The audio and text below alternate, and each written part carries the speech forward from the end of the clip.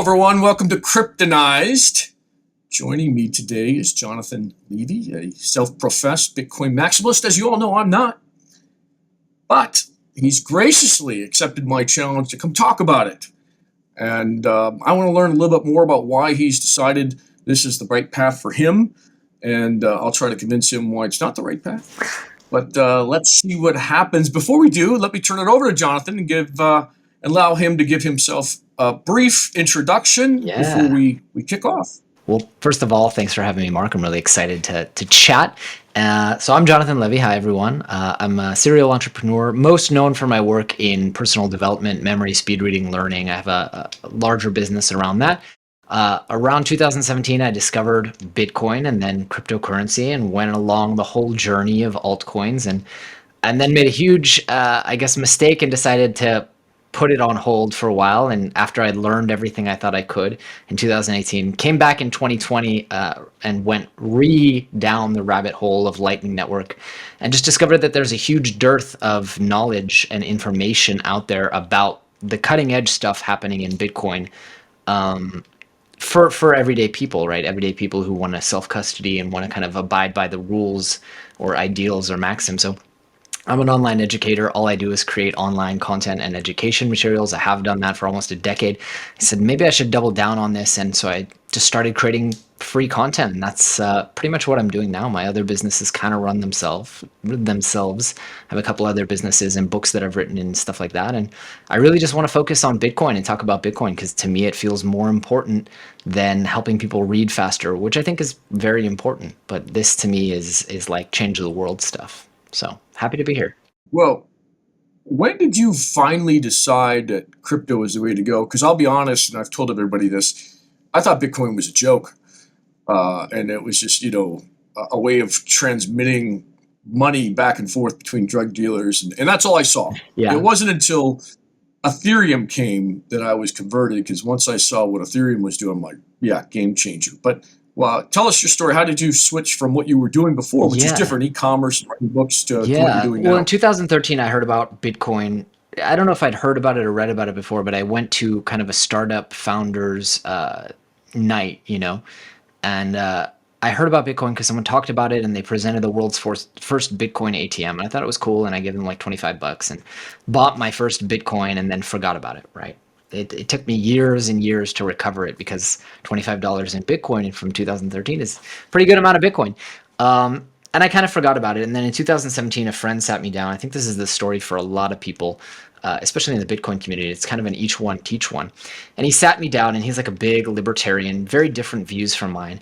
And, orange pilled me. And I came with all the skepticism, right? Like I studied economics, the economics that were taught in schools, like inflation is good and got to be able to control the money supply. And I had all the skeptical questions that I read today, every single day, 100 times on Reddit, right? And over the course of a lot of conversations over hummus, just sitting every week for an hour or two with this guy. I live in Israel, so that's like the thing to do, right?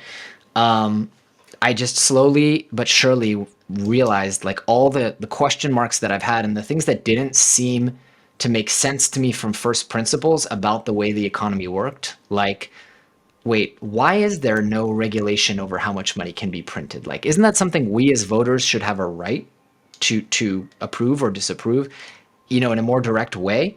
All those question marks didn't have to remain question marks, and you didn't have to kind of just accept them as the way things are, right? Inflation is not a feature. It's a bug of the system. It's a deliberately built bug because the people who control inflation benefit from it, and all these other things like that we just take for granted in a bad way, like financial censorship. Like, should the government doesn't have the right to control my speech. I have free speech, but I don't have freedom of commerce. You can argue we don't have free speech, but in theory we should have free speech, and yet I am not free to do what I want with my money, right? If I want to donate to WikiLeaks, like I'm not allowed to do that. And all these things kind of came down, and I always tell people like Bitcoin will change you, and Bitcoin changed me because I studied at Berkeley. Like I'm a big liberal in many, many ways. But Bitcoin really changed the way that I look at governments, the way that I look at sovereignty, at self-sovereignty, and like at freedom as well. So I was orange pilled in 2017. I think I was re-orange pilled in 2020 because I went even deeper and beyond just like, okay, this is new money, this is better money, this is, and got into a lot of like the more kind of out there philosophy of like the Bitcoin network as a means for storing energy, and transmitting energy. The Lightning Network as a means for monetizing to change the way that the internet works, because the internet is broken, as a model. Like it's all supported by ads. It's a horrible experience. Like if you had a micropayments network that I could stream this podcast, and pay 1 sat per second, it fixes so many different things. And that's when I really realized like there's a lot more to Bitcoin than just better money. Yeah. Well, let's start with what we agree on. Fiat is broke. I mean that literally and figuratively. It's just not a system that will sustain itself. And like you said, it's manipulated by people in power, politicians, people we don't even know that's benefiting from it. It's really bad. Mm-hmm. The problem is, they've got all the guns behind, their system. And for us, as Bitcoin enthusiasts, to kind of convert that and change that, it's going to be interesting going forward to see if there really is some big change as people predict, or is our government's going to come and quash it I via don't think they regulation. can. I mean, Well, they can, because how would you exchange it if there's no exchanges, right? I mean, you can do wallet to wallet, but that really limits you what can, you can do but with payment systems. go one step further, right? Like, what if I don't need to exchange it?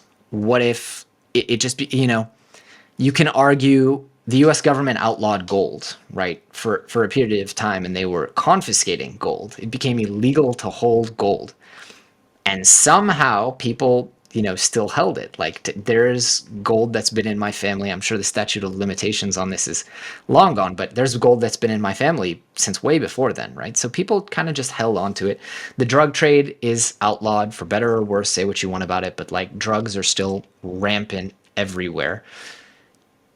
So, there's a theory that like even if governments do outlaw and close the gates on and off of Bitcoin, it's an admission of guilt and it's an admission of failure. And that's going to really kind of make people wonder why.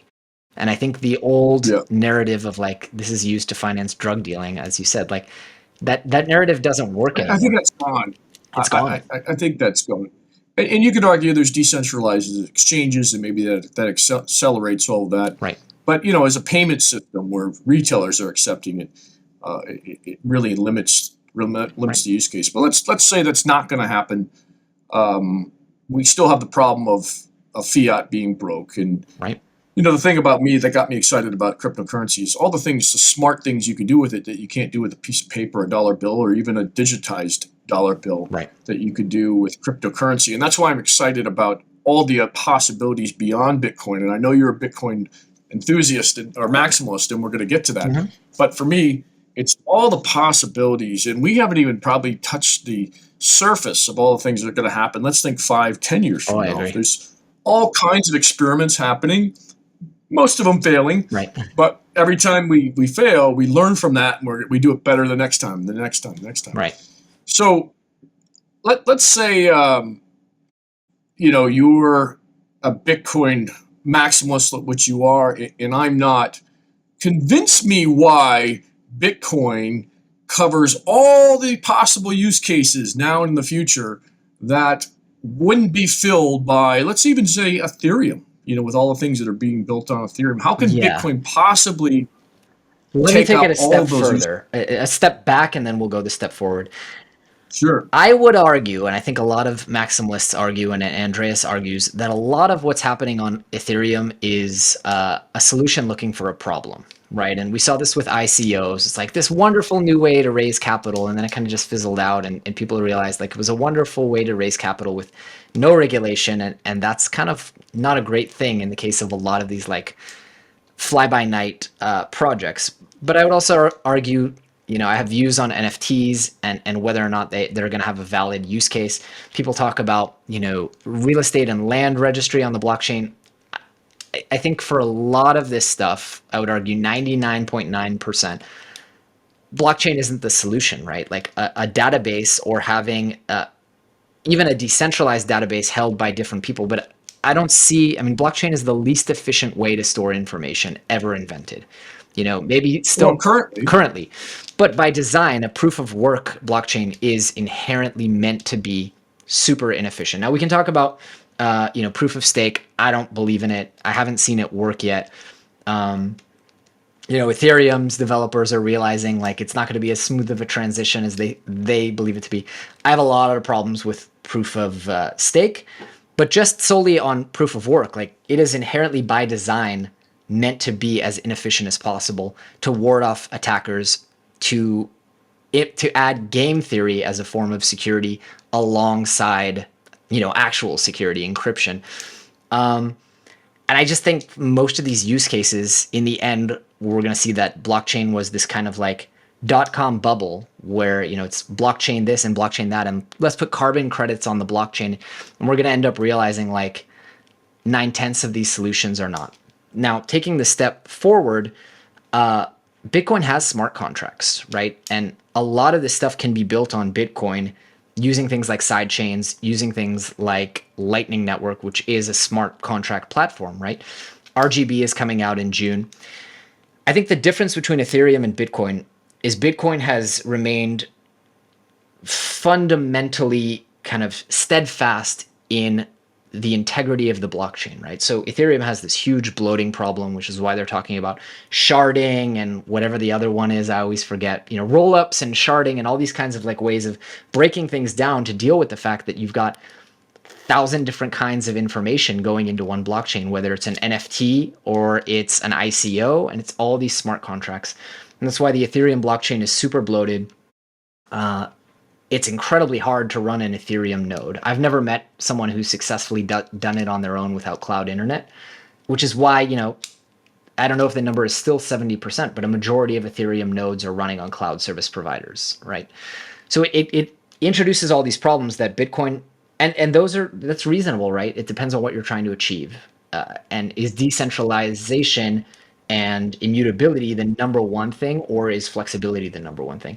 Bitcoin has deliberately decided through the block size wars and all that stuff to be fundamental and fundamentalist about doing this one thing very well. TikTok, another block, the blocks remain the way they are. Everything is clean. Nodes need to be as easy as possible to spool up, which has challenged us to find much more difficult ways to do things, right? Like Lightning Network is a difficult way to scale transactions. RGB is going to be a super complicated way to create tokens on the Bitcoin network. But it's kind of, the tortoise and the hare. I like to compare it. It's a bad analogy with Apple because Apple's a private company. But think about it with, open source standards like that move so incredibly slowly. Like USB-C was introduced 8 or 9 years ago, and there are still tons of devices that don't use it. But it's this slow, steady getting the absolute perfect solution. And Bitcoin's a consensus protocol with no central leader and no central influence. Say what you want about Vitalik and the Ethereum Foundation being only a part. They have outsized influence. And so Ethereum moves quickly, for better or worse. We'll see as we move to proof of stake. Bitcoin moves incredibly, incredibly slow. And it forces this like crazy creativity in the way that you're going to solve problems off chain. Okay, so you make a great case for Bitcoin and why potentially Bitcoin can handle, every use case that Ethereum could ever come up with, or Ethereum clones, or anybody else that's got some use cases. I just don't think that Bitcoin, designed in after the 2008 aftermath of the financial crisis, if you can't upgrade it, yes, there's side chains and there's ways around it. Then I think at its core, it can't, by definition to me, it can't handle a use case 30 years from now. So maybe somebody creates these side chains, but maybe there's something inherently flawed about the core that we don't know. We did just get a Taproot upgrade, right? So Taproot is going to allow much more sophisticated smart contracts and kind of running out into, again, moving on and off chain. And I would argue like Ethereum has realized that you can't do all of this on chain as well, which is why they're talking about sharding. And it's, and again, I'm a Bitcoin maxi, so it's like, of course, easy to gloat and say like Bitcoin realized this in 2007, right? That you can't do everything on chain, and Ethereum insisted. But at the end of the day, right? Like they're very different platforms. Vitalik was a contributor to Bitcoin. He was a Bitcoiner and got frustrated at the pace. Like, if I can admit one thing about Bitcoin, and I say it as a point of pride, but also as a fault, like it moves incredibly, incredibly slowly by design. But I'll say Ethereum is the reason Taproot exists. Oh yeah, definitely. There's cross Because of pollination. all of the, even from a Bitcoin maximalist point of view, all of the failures of altcoins, they're seeing some successes that they're putting into Bitcoin. How would that have happened without all these altcoins? Definitely. Right? So you need the altcoin to make Bitcoin better. Does that make sense? To some extent, I would just agree. that use case. So just that use case alone, you guys can sit there and laugh about all the altcoins, right? But you're still taking some of the wins. One could argue, I suppose. Yeah, one could argue that if because Vitalik submitted Bitcoin improvement protocols and got frustrated they didn't get accepted. One could argue that if he'd stuck around in Bitcoin, it would have happened a lot sooner and pushed his ideas through. But maybe not. Maybe I definitely. Again, one could also argue, right? If all these altcoins didn't exist and all the energy was devoted to Bitcoin, someone would have pushed that through as a Bitcoin improvement protocol instead of building it on Polygon or Matic or all these other, So, but I would argue if they could have, they would have. Maybe. Why There's wouldn't a lot less profit potential to doing it for an open source blockchain, right? It's like the gain, what you stand to gain is like long term, your Bitcoin will go up in 10 years as Bitcoin becomes more adopted because you've added more features. Whereas, if you create it's going up Solana, way faster than that. You're going to make $1 billion. It's going up way faster. And lose it too. And lose it. But it's going up. Bitcoin has gone up dramatically. Now Definitely. it's going, obviously it's back down 1/3 of where it was, right. But it did go up dramatically. And yet we still didn't see a rush for developers to develop on the Bitcoin network. And then, you talk about all these potential use cases, but in reality, what successes have you seen other than Bitcoin on Bitcoin? Either sidechain or through Taproot. I haven't seen many. What do you mean successes? Sorry, you cut out for a second there. Well, okay, so a successful use case that's actually been mass adopted by the community. Yeah. Now, obviously not the world, but mass adopted by the community that's become mission critical to someone's business or e-commerce. When was the last time you played around with the Lightning Network? I've played around with it a little bit, but where are you seeing this mass adoption, like a Starbucks that takes Bitcoin? I mean, some of these people are threatening it. El Salvador, right? Like we're seeing, I don't have the exact numbers because Lightning is insanely private and it's hard to know. Even if you're a node operator, like you don't know who you're routing payments for. But we're seeing, I would estimate, millions of transactions every month happening on the Lightning Network. Strike now is implementing Lightning as a payment processor for, I think it's 60,000 payment terminals all across America, Shopify stores. So I would say Lightning is like the killer app for Bitcoin as a payment solution.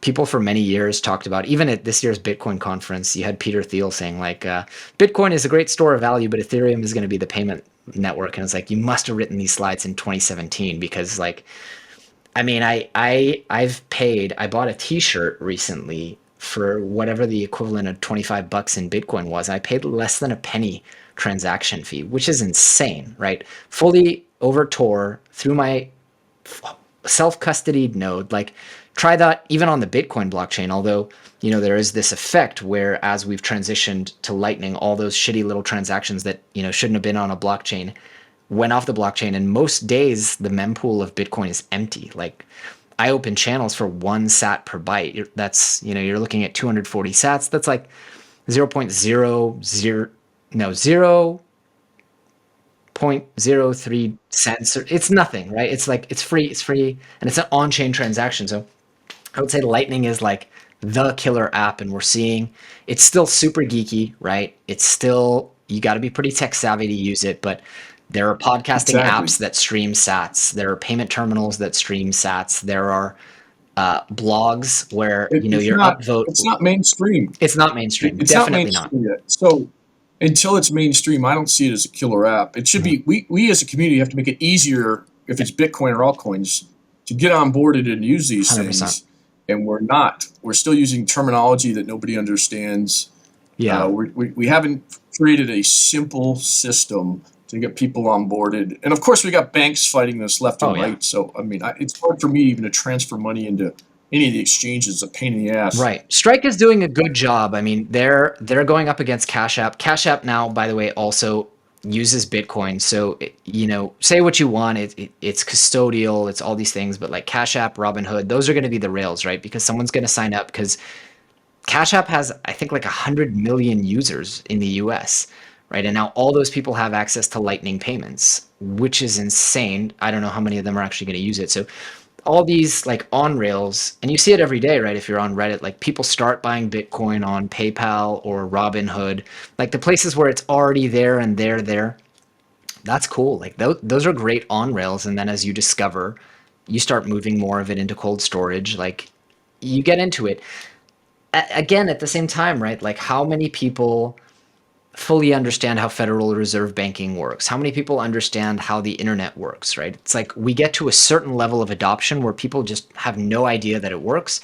And those people aren't going to be Bitcoiners, right? They're just going to be like the mom and pop shop in El Salvador selling, I always forget the name, paputas, or their equivalent of like a tamale on the side of the road. Those people aren't Bitcoiners, right? They're using a technology in the same way that like I wouldn't call someone who's buying stocks on Robinhood a stock an investor or a day trader. Like they're just a Robinhood user, like casual retail in the sense of retail. So I don't think we need to orange pill people, but we definitely need to extol the benefits of like why is Lightning Network better than Venmo, and why is holding in Bitcoin Well, better it than holding doesn't. in dollars. We don't need we don't need to orange pill anybody. We just need to make Bitcoin as easy as Square for merchants to accept that El Right. Salvadoran on the side of the road. Why isn't it as easy as Square Oh yeah, to use? Why can't I just press a button and it goes, we're scan a there. QR code, We're there. press Breeze goes actually to. has that. So if you download the Breeze app today, I didn't realize this, but it's non-custodial. So it's a Lightning node, pruned node on your wallet, actually running full node on your wallet, which is crazy to me. I don't understand how that works. And how hard is it to get set up? You download the app. They don't force you, but you really should hit backup to iCloud. And that's it. Like you're in there, man. And then you've got to I actually have it open because I just did a It video. takes it from your wallet. Where does it take it from? Your wallet or Oh, an exchange? Where's the Bitcoin come from? you receive. So you can receive on chain or off chain. And then you've got like a payment terminal, a point of sale terminal that they make available to you. That's never going to show. Okay. Yeah, edit instant. So they've got this thing, and you can just, I mean, they charge you 2,000 sats to open up a channel because they're going to do a private channel between you and them, and then they have connections to everyone, which is reasonable, right? That's 2,000 sats is like 20 cents or so. So instead of like setting up your Stripe account and, having to set up a bank account and all this other stuff, like you pay 20 cents, you open that. I guess you do have to make your first initial deposit of some Bitcoin to get started, but super easy for the mom and pop. If that's all you need is to punch in like 3 tamales and some roasted corn, and it generates your invoice and you're good. Like that's super easy.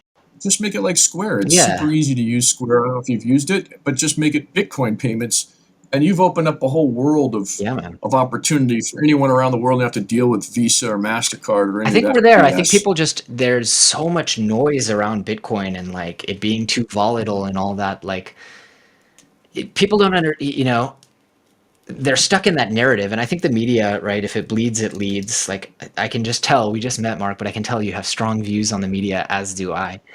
Like they're not doing a service to like what's going to be the best No. thing for people in terms of this. Fox, actually, I hate Fox News. I think they're a ridiculous farce, but they're actually doing a really good job, like trying to educate people on Bitcoin, which I find fascinating. Well, the interesting about you is you're from Berkeley, Right. you're liberal, but it's mostly people on the right, I would argue, and then people like you that want this autonomy from government, Right. more libertarian, I guess. Right. So I don't know how you're balancing it all out. But Bitcoin, I man. applaud Bitcoin changed me in a lot of ways because I realized like the people the people in control have no freaking idea what they're doing, right? Like I've lived through now, Or they do, or they do. Yeah. I mean, and that's I'm worse. 35 and I've lived through 3 major economic crises. Like Yeah. something's Oh, not it's a normal about that. That's not right. well, That like whatever you're doing follow doesn't the work. money. And then I always love, like, I'll talk to people like my father, or just like, go to Reddit r/Buttcoin, and you talk to people, and they've been thoroughly convinced that this is good for them, and they will argue with you. They're like, there has to be controls. If the government can't control inflation, the economy gets completely out of whack. I'm like, then They're the one creating. what has just They're happened? creating the inflation Exactly. What has who? because they're not teaching Right. critical thinking skills in school anymore. So this is what the media talking points are that people adopt. They don't want to Right. think for themselves, and this is what we get. Right. Right. And So, John Maynard Keynes was not an economist. He was a mathematician and renowned pedophile. But they really liked his story of how the economy should work because it gives people power. It gives the government more power over us. And that's not a conspiracy theory. That's like a simple fact. The government having control over the money supply is a huge source of power over all of us. yeah, well, for sure. Um, Especially when they're collecting taxes and doing all Right. the rest of that stuff. right. We got to wrap things up, but I want to give you the last word after I kind of give you my pitch here. What I'm thinking, and you'll be able to correct me if I'm wrong, you believe that Bitcoin can handle 99% of the use cases that all these other altcoins are trying, but you think it's a little slow, and that might be a good thing because things are thought through a lot more. From my perspective, I kind of take my cues from the technology industry and from the dot-com bubble, which you kind of look at, and I went through it, you kind of look at it as bad. I saw it as good because we saw all these things fail. Mhm. And then the next generation of companies that came after them, like Amazon, were much, much better. Right. Google, Amazon, So I'll because they clarify. saw all the failure. I believe that 90, 95, I don't know what percent. I believe that the majority of what Ethereum, Polygon, Cardano, all these people are trying to do don't deserve a blockchain. I really haven't seen a good use case for why a blockchain would be used to store information. I just, I think that databases are just fine for storing ownership of real estate, and I don't see why But NFTs. who owns them? I mean, even if you create an open source database, right? So if I can download my own version of the land registry in the United States, that solves the problem, right? Like I no longer have to trust But anyone. okay, so let's just use title insurance, and I don't mean to jump back into this. Title insurance is extremely expensive. Mhm. It is the most inefficient thing I've ever seen. Title's got to go and check each and every single time you buy or sell a home. That's bullshit, and they charge a fortune. If it were all on the blockchain, for example, mutable, can't be changed, you cannot, you wouldn't need title insurance because you know the title's secure or not secure based on looking back at the blockchain. But right now, you got title companies are going to all these different sources to see if there's anything that's challenging that title. That's extremely inefficient. So there's one example I can guarantee you somebody's going to figure out. Now, you can argue maybe there's a way to do that on Bitcoin. I'd say, yeah, maybe you're right. Maybe. Or But I would probably use just cases, argue there's got to be a more efficient way than blockchain to do it, because I don't think people are trying to double spend property, right? And titles aren't changing hands as frequently as money to where you need to constantly have a verified supply, right? So Bitcoin blockchains but are then why are we spending so much money on it? on Why are you titles. spending $10,000? Yeah, I would title argue, insurance. I mean, I don't know much about title or title insurance, but I would argue that if some company came out, right, and they aggregated all this data and then they just made it open and charged a low flat fee and then they backed up the database, that would work, right? Like even if it were No, because it's centralized. constantly being challenged. It's constantly being updated, and that company would have to take all the titles and Keep cutting continuously update it from multiple sources. Right. As opposed to if the only way you can change title is on a blockchain, then it's one version of the truth, not these 50 other ways you can change title, hidden, unhidden. Right. It's extremely difficult, which is why they make so much money, and then they offer insurance in Right. case they get screwed over in the future. So not that easy. So okay, But I assuming didn't want that the only way to do it is through a blockchain, I would argue like let's have title chain and one specific blockchain built yeah. for that, not Ethereum, which can do 5,000 different things and it's all in one blockchain and it's all one big mess, right? Just think of Ethereum as a Assuming sandbox. I that mean, blockchain is a good use for that, I'd have to dig in. You know, I haven't done much title insurance myself. I don't think blockchain is the best for really anything yet. I think it will get better and better in the future. It's not fast. You know, there's companies trying to make it faster, but no, it wasn't designed to be better than a database is today.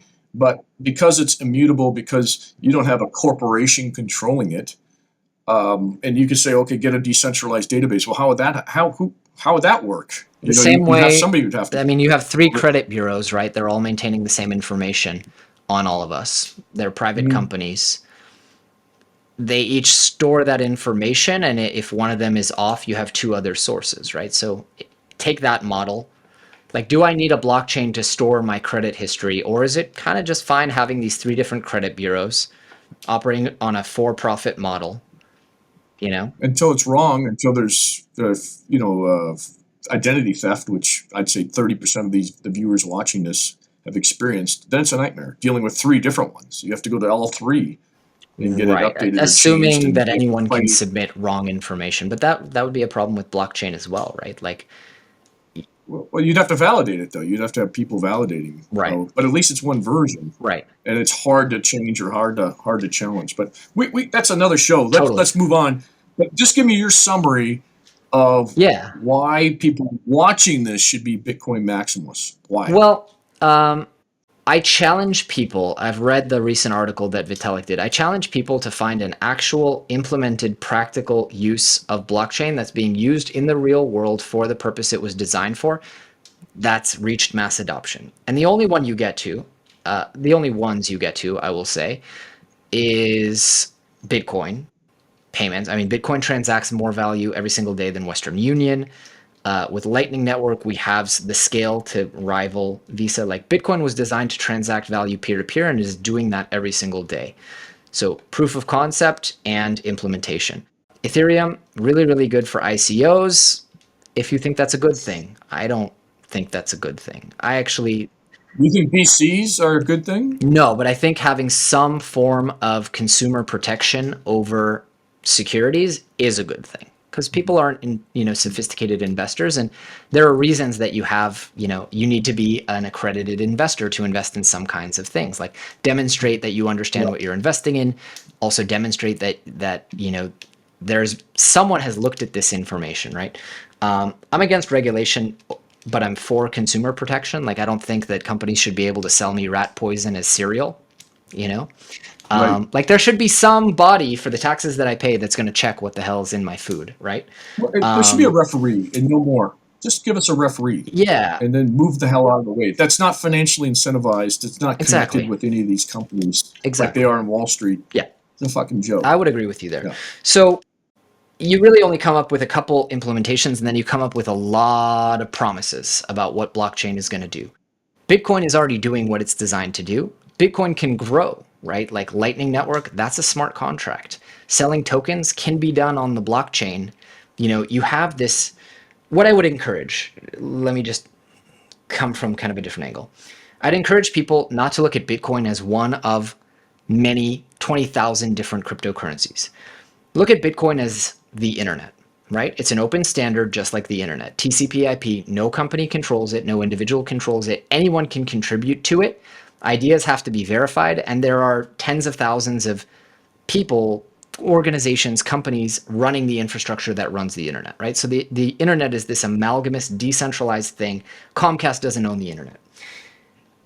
And if that's true, then what does that make Ethereum and all these other things? It makes them things like AOL, right? A closed loop internet that's built on its own protocols that not everyone can contribute to. That's not, I mean, it's open source, but in the sense that, like, it's not open source because it's a protocol that anyone can participate in. And it's also, this is maybe political as far as blockchains go, but like, if you can roll back your blockchain and fork it into Ethereum Classic and not Ethereum Classic, then I would argue that it's not serving what it's supposed to serve in terms of immutability. But leave all that alone. Like all these other coins are private internets, right? Run by a foundation, run by a company. And we know how this goes, right? AOL went the way of the dinosaurs. Net Zero went the way of the dinosaurs. All these different companies that were building their own kind of environment went the way of the dinosaurs. And what held out was this open source technology, right? And we see this time and time again, like when a company makes something that's only them, like Toshiba did HD DVDs, and everyone else was like, hey, there's Blu-ray. We're making the standard available to anyone who wants to contribute and improve. Blu-ray is open source. Everyone can use it. And Toshiba, they lost, right? But Blu-ray went away. Nobody's using Blu-ray. Went away, but it won against HD DVD.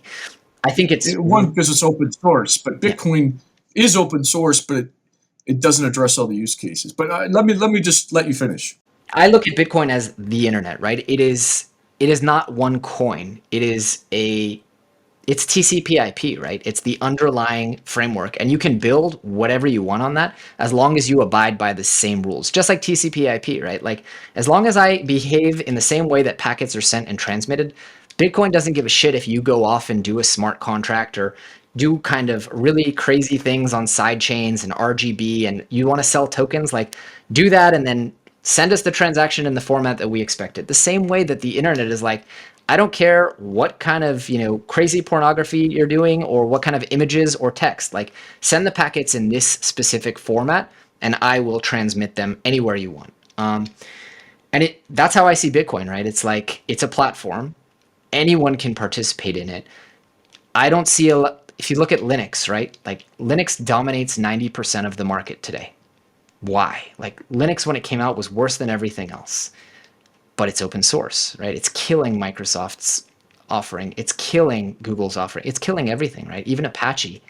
Like Linux dominates the server market because when you have the innovation capacity of everyone being able to contribute in their own way, as long as they follow a set of rules for the kind of like underlying, that's unlocking the full potential of humanity versus however many people are working right now at Cardano. It's no competition to me. That's what it comes down to. And that's slow. Democracy is slow too, right? And I would argue broken. Well, but it is now. But you get to the results, right, of just this amazing. It is when you don't follow the Constitution or you don't follow the laws that were designed a specific way. So democracy gets broken when you don't follow the original document that it was under, and that's the beauty of cryptocurrency. You can't do that. You cannot. You're locked in. You cannot. Yeah. So that was another reason why I was sold on it. So Jonathan, how do people get a hold of you if they want to? Everything I do is at bitcoinftm.com. I'm Bitcoin FTM on YouTube as well. If people want to talk about Lightning nodes, I do one-on-one calls with folks. I'm trying to do all Bitcoin and no fiat mining. So happy to chat with people and check out my YouTube. I have tons of tutorials. I have a 50-minute video that I'm going to send to you, Mark, about the 50 different reasons why I lost faith in Ethereum. I used to have a lot of Ethereum in 2017. And little by little, slowly, like my eyes were opened. And I'll give credit to the guy who orange pilled me because he wasn't like a toxic maxi. No one used the term toxic maxi back then, but he was just like, he's like, I don't believe in Ethereum, but I'm gonna let you figure out why, and I figured out why, and then I was like, holy shit, like there's a lot of problems here, and they haven't even got to the horizon where the real problems start showing up. So I'll send you a video, and if you're brave, put it in the show notes. I will put them in the show notes, no problem. Awesome. We're not about. We don't have a monopoly on the truth. We're just trying to educate as you are. Awesome. So thank you, Jonathan, for being on the show. If you're watching this, you like what you saw, please hit like, subscribe, send us both a comment. Do you agree with me? Do you agree with Jonathan? Let us know. And if you really like us, hit that bell as well. So again, thanks, Jonathan, and really appreciate you being on the show. I'm bringing you my latest recommendation, and that is Tetraguard. Tetraguard is a basket of tokens, like an ETF almost, that's got Bitcoin, Ethereum, PaxG, and a fee token called Quadron. All wrapped up, you buy it in one spot using Ethereum. The link to buy is right here, and by holding this basket of tokens called Tetraguard, you get paid rewards just to hold the top tokens in the world. You can't go wrong. You'd be crazy to buy these tokens separately and not get anything for them when you can just do it all at once in one spot and get paid rewards as long as you hold that basket of tokens. Again, Tetraguard, you won't go wrong.